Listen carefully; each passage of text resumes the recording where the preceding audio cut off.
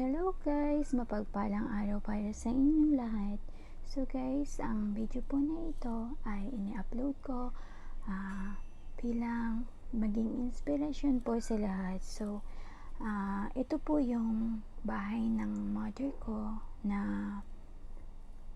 sinurprise ko po siya that time na patatayuan po siya ng bagong bahay. So, ayan, way back last January po 2024.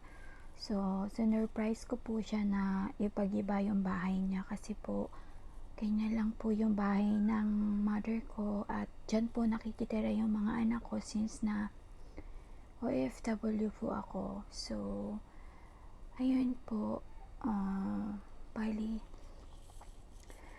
wala siyang kaalam-alam na ipagagawa ko na yung bahay na yun kasi ang nasa isip niya ay wala po akong pera at kasi po ako po ay single mom and nagpapaaral din po ako ng kapatid ko na college, and which is ako lang din po yung sumusuporta kasi dalawa lang po kami magkapatid, then wala na po kami father, and meron po akong 3 anak na pinag-aaral ko rin po, 2 high school and isa pong grade 6. So ayun, hindi po inaasahan to ng mother ko na masosurprise siya talaga, as in, at hindi niya po expected na makakaipon ako ng halaga para makapagpatayo po ng bahay.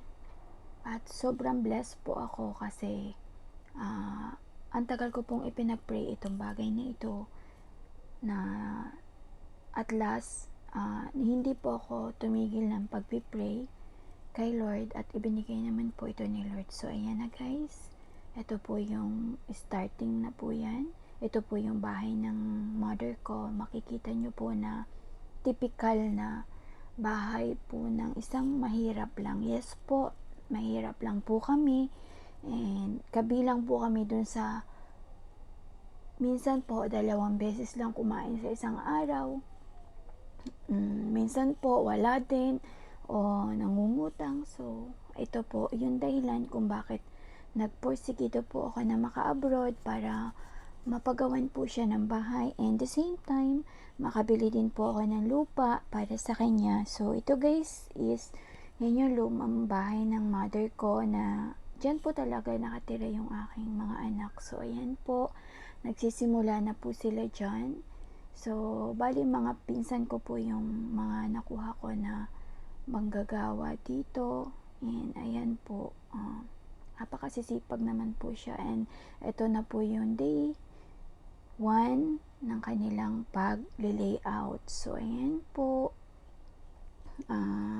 as you can see, nagiba na po nila yung bahay, naputol na din po nila yung mga nyog na nasa paligid, at yung mga nyog na yun po ang ginawa nilang dito po mga braces po sa gagawin nila. So ayan, ang pinsan ko po na nandito, yung pinaka mason ko dyan, ang mismo pong pinagkatiwalaan ko, yun po ay si Micah Kanatuan. Yes po, pinsan ko po siya. Siya po yung gumawa nitong bahay namin. So ayan sila guys.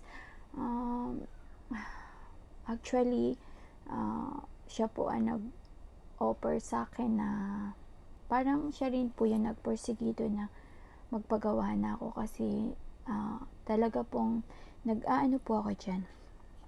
Medyo nahihinaan po ng loob ko kasi nga syempre hindi ko po alam kung kaya ko ba o hindi, pero isang patunay lang po talaga na tiwala lang, paniwalaan mo yung pangarap mo at matutupad mo.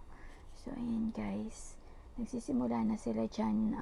Sinisira na nila yung dating flooring ng bahay ng aking mother, at ayan, may kikita nyo naman na may mga naka-layout na sila na kahoy na pagsusundan na nila ng paikot na hollow blocks later. So ayan, sobrang thankful po ako sa mga pinsan ko na to kasi sobrang sisipag po nila at wala po silang sinayang na oras para tulungan ako. Mostly ilang araw din po sila na nagtrabaho na wala pong bayad. Pakain lang po sila.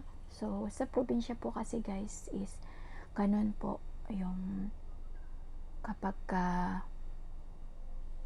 nagsabi ka na payayakagin, in Batangas po yun, yung sasabihin po na payakag naman sa iyo, ibig sabihin po nun ay siya po ay magtatrabaho sa iyo nang wala pong bayad kundi pakakainin mo po lamang siya. At ang nangyari po ngayon ay ilang araw po silang yakag sa bahay ko sa paggagawa, sa pagigiba, sa paghahakot ng kahoy, sa paghahakot ng materyales. Kaya sobrang blessed po ako na sila din po yung katulong ko para matupad ko din po yung pangarap kong bahay. So ayan guys, bali ito na yung day 2 na yan ng bahay.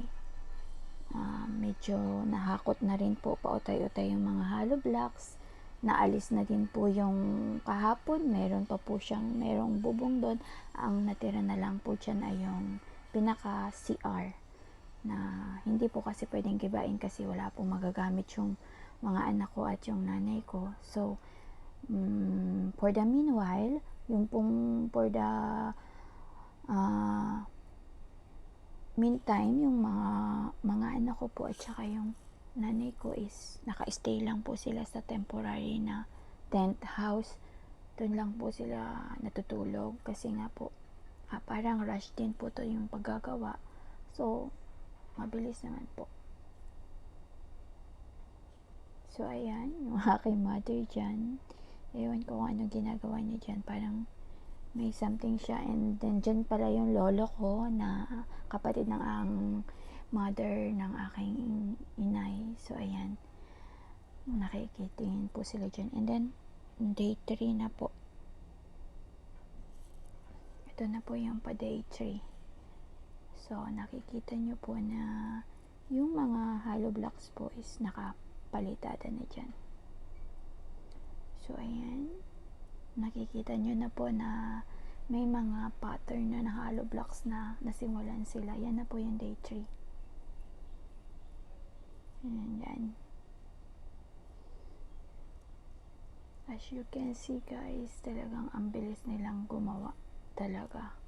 At wala ako talagang masabi sa kanila kundi thank you so much sa inyo mga pinsan. At sana sa susunod tulungan niyo ulit ako kung may susunod pa na ipagagawa kasi alam ko hindi naman ganun kadali matapos to bahay na to.